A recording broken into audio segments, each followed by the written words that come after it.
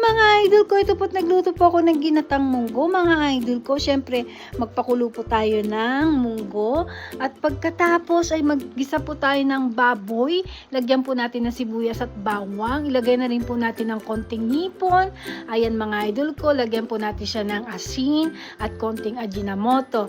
At saka natin ilagay sa kumukulong munggo mga idol ko. Lagyan na rin natin siya ng gulay. Ayan, talong at spinach, saka konting sili. Ilagay din na natin yung gata mga idol ko. Ayan, lagyan po natin ng konting patis mga idol ko kung kulang ang panglasa. Ayan po, nagshabu-shabu po kami sa loob ng bahay namin.